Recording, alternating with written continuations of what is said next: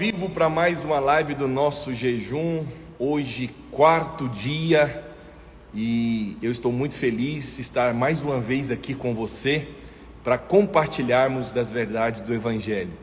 Verdades essas que têm poder para mudar as nossas vidas. Hoje é quinta-feira, é dia que o Senhor fez, é dia também de milagres, é dia de portas abertas, é dia de termos experiências com Jesus, é dia de sermos tocados pelo Espírito Santo. E já tem muita gente preciosa aqui entrando, vocês são todos bem-vindos. Glória a Deus pela vida de todos vocês. Quero dizer que eu fico muito feliz sempre quando eu sento aqui nessa cadeira e consigo ver aqui rapidamente alguns nomes, né? Não consigo ver todos. Danilo está dando boa tarde também, seja bem-vindo, Danilo, seja bem-vindo todos vocês. Luciana, Cleidiane, muita gente preciosa. Minha tia Lúcia também está aqui acompanhando o jejum, firme comigo. Aquilo que eu te falei vai se cumprir. Nesses 21 dias, algo da parte de Deus vai acontecer. Boa tarde, boa tarde, boa tarde. Paz, graça, favor, graça e paz. Alguém me perguntou uma vez, por que vocês falam graça e paz? É diferente. A questão não é que nós somos diferentes, nós somos bíblicos. O apóstolo Paulo é uma saudação dele, graça e paz. Se você for ver as cartas, ele começa as suas cartas saudando os irmãos com a graça e com a paz. Essas duas coisas que nós mais precisamos. Graça é favor imerecido. Quanto mais você acha que merece, menos você vai receber. Quando você vai diante de Deus com humildade, querendo receber sem merecer, sem mérito algum. Sabe por que o Senhor só vai fazer quando você tiver esse coração humilde? É porque senão você vai se colocar na equação.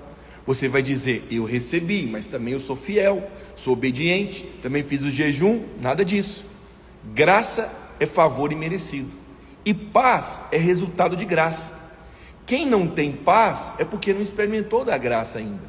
Graça é favor imerecido, e paz é fruto daquele que foi justificado. Romanos 5:1 diz, justificado, pois, mediante a fé, temos paz com Deus. Você pode dizer isso? Você pode repetir isso aí? Eu sou justo, por isso eu tenho paz com Deus. Aleluia. Você vê, numa pequena saudação nós já poderíamos ministrar até mesmo uma palavra: graça e paz. É tudo que nós precisamos, gente, é de graça e de paz. E aí, como é que você está? Você está bem? Você está motivado? Você crê que Deus é bom? Você está indo diante do Senhor com mérito ou sem mérito? Por que temos que ir diante do Senhor sem mérito? Porque toda a glória e toda a honra será dada ao Senhor Jesus. Se você está enfermo, não tente merecer a cura. Simplesmente diga, eu serei curado. Ah, por que você vai ser curado? Porque Deus é bom, Deus é fiel. Deus não se alegra em me ver dessa forma. Ele vai fazer na minha vida, por causa disso. Mas tem gente que quando ele fica enfermo, ele passa por uma tribulação, ele começa a se achar pior do que todos. Esse é o problema. O maior problema das nossas vidas é se achar. Uns se acham demais, outros se acham de menos. Na verdade, nós temos que ser achados em Cristo, sem nenhuma justiça própria. Como a justiça própria tem roubado a bênção, a fé de muita gente. O que é a justiça própria? A justiça própria é quando você acha que lá no fundo você não merecia isso. É que você acha que você é muito bom. E aí você diz, nossa, eu sou uma pessoa tão boa, por que eu estou sofrendo? Por que eu estou passando por isso? Isso tem um nome, justiça própria. Você sabe, a Bíblia diz que nós temos que ser achados nele, sem justiça própria. Sem justiça própria. Então, quando eu estou passando por algo, eu não fico murmurando, reclamando. Nossa, sou uma pessoa tão boa, ajudo tanta gente que eu estou passando por isso. Na verdade, eu digo, olha, Senhor, eu não sei por que eu estou passando por isso, e nem quero ficar aqui sabendo. De uma coisa é fato, o Senhor está comigo nesse dia, e o Senhor me sustenta. e a sua graça vai me fortalecer. Você sabe, eu iniciei o jejum todo empolgado, todo motivado, mas digo para você, muita resistência, muitos problemas até físico, muita luta, mas deixa eu te falar, eu estou feliz, o meu espírito está feliz em Deus. Por quê? Porque eu sei que no Senhor eu posso todas as coisas. Elisângela, seja bem-vinda, glória a Deus.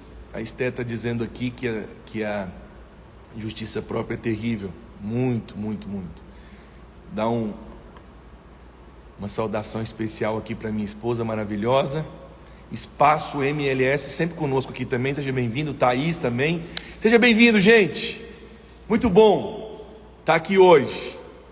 Eu literalmente decidi uma coisa: deixo meus problemas de lado, deixo meus sintomas de lado e vou fazer o que eu tenho que fazer. E o que eu tenho que fazer hoje? Ministrar uma palavra ao seu coração, ser bênção na sua vida. Hoje eu quero falar com você sobre o suspiro que tocou o céu.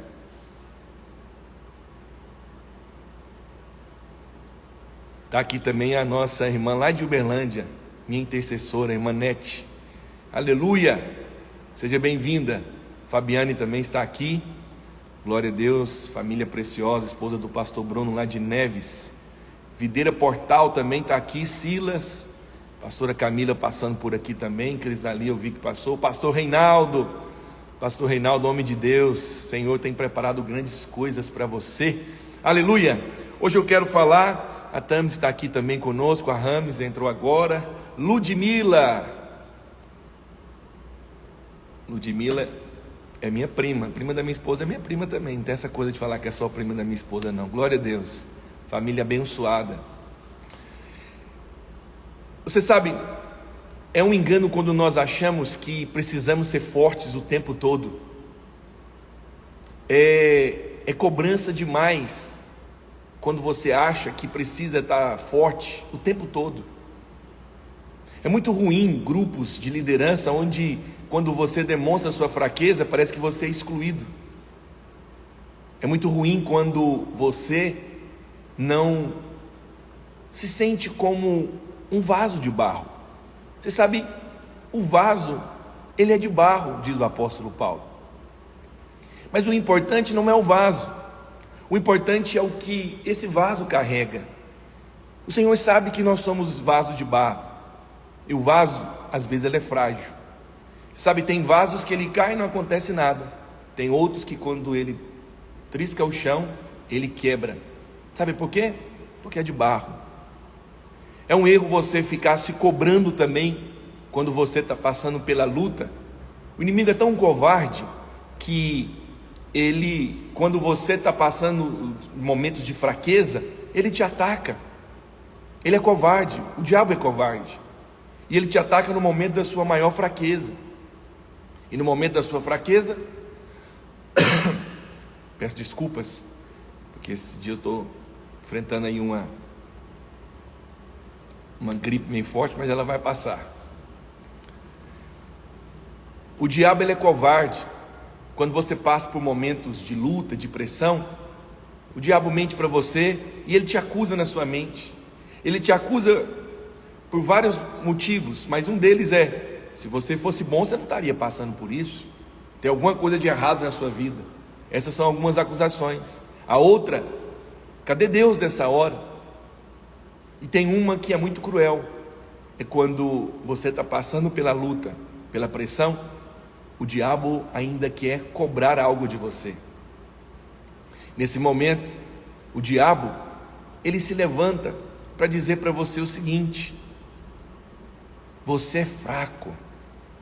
Olha só, você passando pela luta. Se fosse o fulano de tal, ele não estaria passando por isso.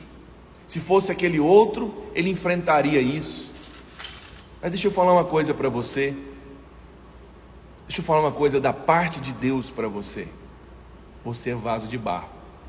O vaso de barro tem hora que ele chora. O vaso de barro tem hora que ele simplesmente, ele só olha para os céus. E tem hora que o vaso de barro também suspira. É aquele suspiro que você diz: oh Deus, quando que essa luta vai passar? Por que eu estou passando por isso?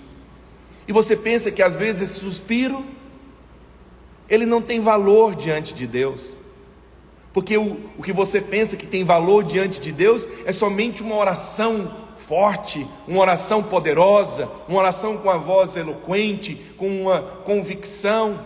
Não, não pense isso. Tem momentos que você vai só gemer, tem momentos que você vai só suspirar.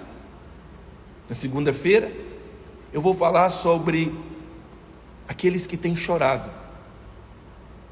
Se você conhece alguém assim, fala para ele não perder segunda-feira.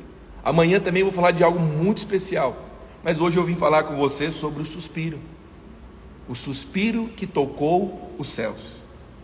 Há poder no suspiro profundo, há poder quando você simplesmente suspira e diz: oh Deus. Tem poder. Tem poder quando você é honesto diante de Deus. Tem poder quando você, como uma criança, que às vezes o pai a convidou para levar as compras e colocou algumas sacolas a mais, e ele pesa e ele diz: pai, eu não estou aguentando. Tem poder. Tem poder quando você fala para Deus que o fardo às vezes está pesado. Tem poder quando você demonstra para Deus a sua sinceridade.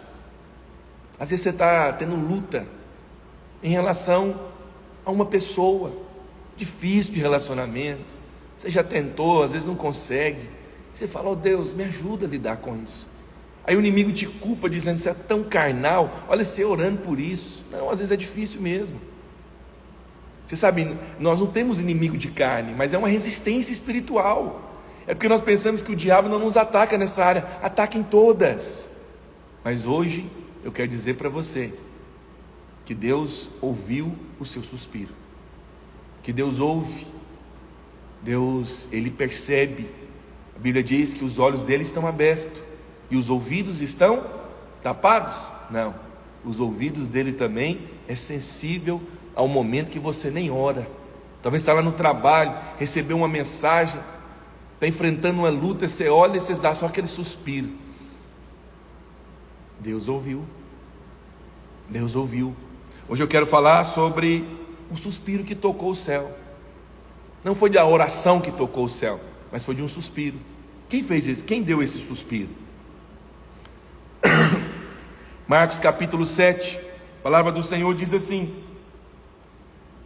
de novo, retirou-se das terras de Tiro e Sidom e foi até o mar da Galileia, através do território de Decápolis. Então lhe trouxeram um surdo e gago, e lhe suplicaram e impuseram a mão sobre ele. Jesus, tirando-o da multidão à parte, pôs-lhe os dedos nos ouvidos e tocou a língua com saliva. Depois, erguendo os olhos aos céus, suspirou. Você sabe quem foi o primeiro a suspirar e o suspiro dele tocou o céu? Foi o nosso Senhor. Jesus suspirou. Toda vez que Jesus vê alguém sofrendo, ele suspira. O suspiro que vai tocar o céu, propriamente dito aqui, não vai ser o meu e o seu, mas vai ser o dele. Mas vai ser o dele em seu favor. E o texto diz: e ele olhou para os céus e suspirou e disse: Efatá, que quer dizer abra-te. Abriram-se os ouvidos e logo lhe soltou um empecilho da língua e falava desembaraçadamente. Jesus, ele é apresentado a um homem surdo que tinha um impedimento na fala. Talvez ele gaguejasse, talvez tivesse uma pronúncia defeituosa, ou quem sabe por causa da sua surdez, ele nunca aprendeu a falar, não tinha articulações corretamente nas suas palavras. Jesus, recusando-se a explorar a situação, chamou o homem de lado, chamou ele de lado. Ele estava no meio da multidão. Jesus chega para ele e fala: vem para cá, vem aqui perto. E olhou na face dele. Jesus foi capaz de ver o sofrimento daquele homem. Jesus foi capaz de olhar para ele. Você sabe, o nosso Deus, ele é o Deus da multidão, mas ele também é o Deus do indivíduo. Aquele homem estava no meio de uma multidão, mas o Senhor o tirou à parte. Isso para dizer o quê? Não importa a quantidade de pessoas que estejam pedindo, não importa a quantidade de pessoas que estejam sofrendo, não importa a quantidade de pessoas que estejam clamando, Jesus, ele vai até você e ele chama você à parte.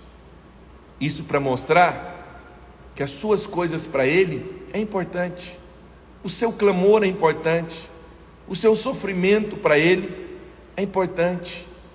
E Jesus então chama aquele homem à parte, de lado, olhou na face dele, sabendo que talvez seria inútil falar ou explicar alguma coisa através de gestos, porque ele não sabia falar, ele era gago, ele era surdo.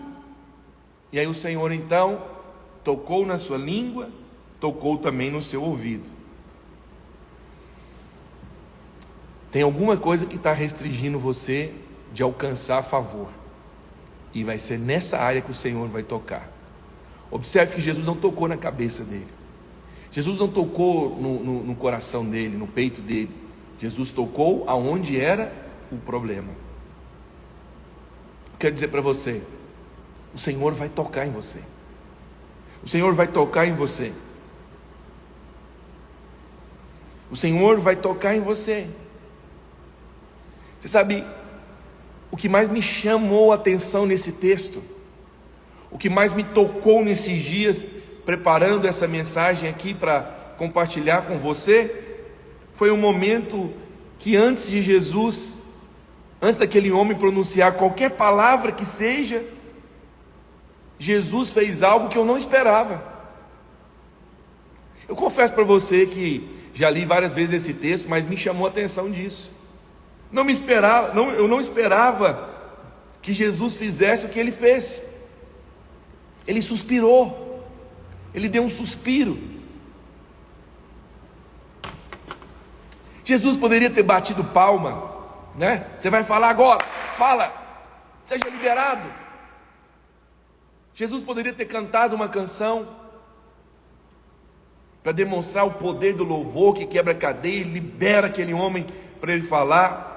Jesus poderia ter feito uma poderosa oração por ele, ou até mesmo poderia ter gritado um aleluia, aleluia, aleluia.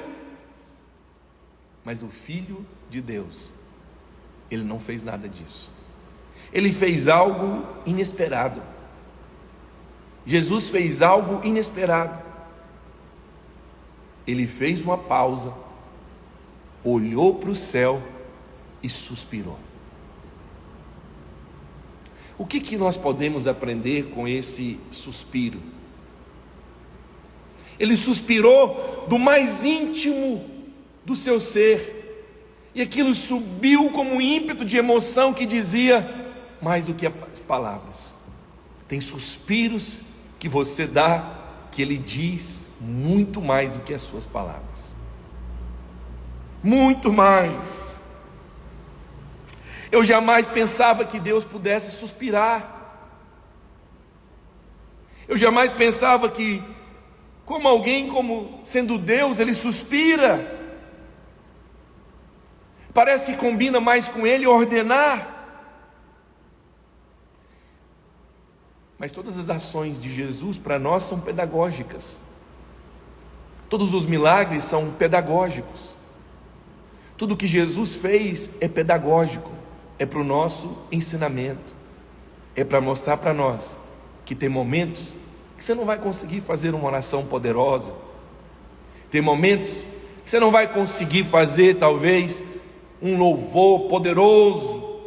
Tem dias assim, a maior parte dos dias são assim, mas tem dia que você não vai conseguir bater palma, você não vai conseguir talvez cantar uma grande canção, você vai apenas suspirar. Eu fiquei pensando, como alguém que ressuscita mortos, dá ordem aos demônios, cria o universo com uma palavra, mas em um certo momento ele apenas suspirou. Eu sei que existe suspiros de alívio, tem uns que têm suspiro de expectativa, outros suspiro de alegria, mas não é esse o suspiro descrito em Marcos 7. Que suspiro é esse de Marcos 7? É uma mistura de tristeza e compaixão. Isso mesmo. Quando Jesus olhou nos olhos daquela vítima de Satanás, a única coisa apropriada para aquele momento foi um suspiro.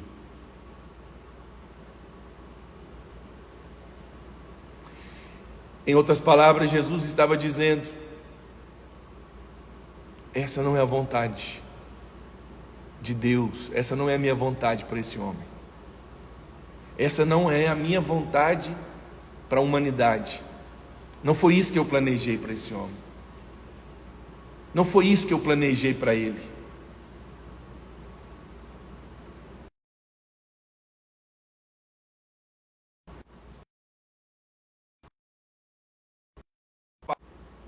Quando nós estamos passando por momentos de luta, de dificuldade, quando nós estamos passando pelo dia mau, o Senhor suspira. Por isso que a Bíblia diz que a criação, ela geme a expectativa de ver o Filho de Deus, de ver tudo isso passar, porque o Senhor sabe o quanto é difícil o pecado, você é assediado pelo pecado,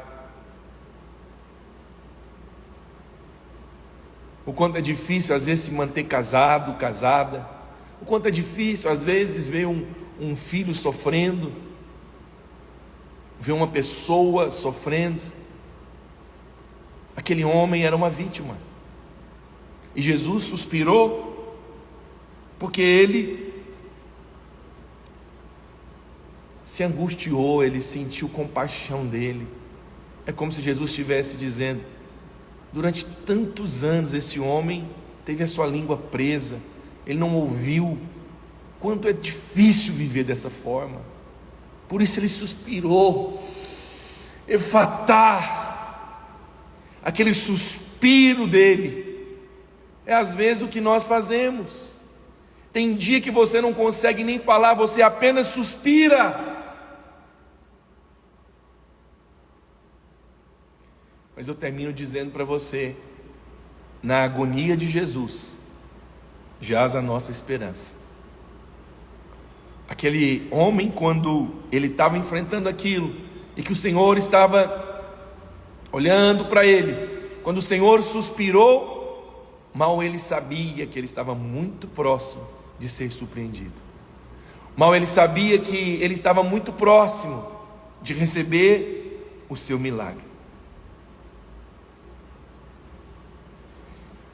Se o Senhor não tivesse suspirado, se o Senhor não tivesse sentido o peso daquilo que não fora intencionado, talvez aquele homem nunca teria recebido o seu milagre. Se Jesus lá na cruz não tivesse suspirado, talvez hoje eu e você não estaríamos vivos, não estaríamos aqui, certeza. Por isso que na cruz também ele suspirou: eu tenho sede. Sabe por quê? Porque lá naquele dia, naquela hora, ele estava levando a nossa maldição, ele estava levando o nosso pecado. Aquele suspiro, ele tocou os céus. Hoje eu e você estamos aqui porque um dia, lá na cruz, o Filho de Deus suspirou, e aquele suspiro tocou os céus. O Senhor, Ele quer tocar você hoje.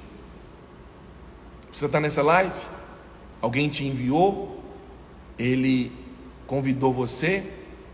você não frequenta nenhuma igreja, talvez você ainda não decidiu por Jesus. Fabrício passando aqui, grande abraço para você, meu irmão. Deus abençoe você e sua linda família.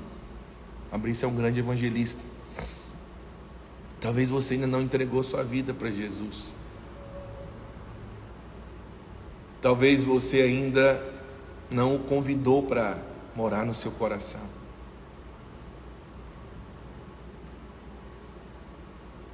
Hoje, o Senhor,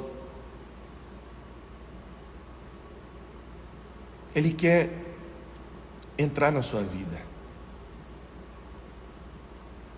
E o Senhor também está tocando o meu coração agora para falar para algumas pessoas. Você tem suspirado nesses dias. E eu quero declarar que o seu suspiro vai tocar os céus. O seu suspiro vai tocar os céus. Se você quer entregar a sua vida para Jesus hoje, se você quer convidar Jesus para entrar no seu coração, eu queria que você repetisse uma oração após mim. Põe a mão no seu coração. Diga assim: Senhor Jesus, hoje eu me rendo a Ti. Eu te peço, perdoa os meus pecados e escreve o meu nome no livro da vida. Senhor Jesus, quebra toda maldição do pecado, da miséria, da separação, da doença, do passado. Hoje eu te recebo como o meu Senhor e o meu Salvador. Aleluia. Meu Pai aparecendo aqui agora na live. Obrigado, Pai. Muito bom ter o Senhor aqui. Que Deus continue te abençoando. Você sabe o quanto eu oro por você, o quanto eu desejo que Deus possa cumprir todas as promessas que Ele tem na sua vida. Se você ainda não recebeu essa fichinha, lá no grupo do nosso jejum, você pode pegar essa fichinha, 21 dias de salvação, alvos pessoais, e aqui também as vidas que você vai colocar o nome para orar. Entra lá no grupo. Se você não entrou no grupo do jejum, me manda um link, me manda uma mensagem, melhor dizendo, e eu vou te mandar um link. Eu creio que vidas foram tocadas agora. Eu percebi e senti isso no meu espírito, que Deus mudou a história de pessoas hoje nessa live. Agora, eu quero finalizar te fazendo um pedido. Que pedido é esse?